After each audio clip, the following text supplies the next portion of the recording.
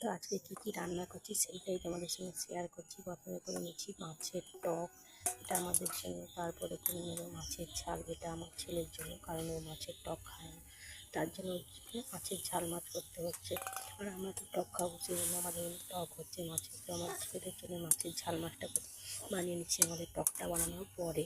তো দেখো এইখানে আমাদের এই টকটা হয়ে গেছে। টকটা দেখছেন কি সুন্দর, টকের কালারটা দারুণ। তারপরে করে নিচ্ছি শাক ভাজা, মাছের টক, শাক ভাজা, আমার ছেলের জন্য মাছের ঝাল মাছ করেছি।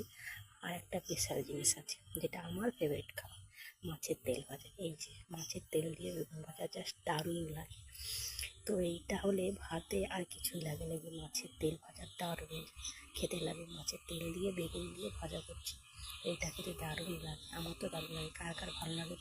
আমার তো রান্না কমপ্লিট। তো দেখো আমি কী কী রান্না করেছি। ফার্স্টে শাক ভাজা করেছি, তারপরে গরম ভাত করেছি, আর এখানে করেছি মাছের ঝাল মাছ, যেটা আমার ছেলের জন্য বলেছি, মাছের ঝাল দেওয়া করেছি।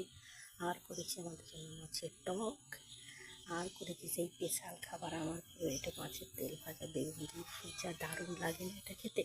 আর করেছি কুমড়োর ঘন্ট। তো আজকের আমাদের দুপুরের মেনু এইটাই। ভালো লাগে।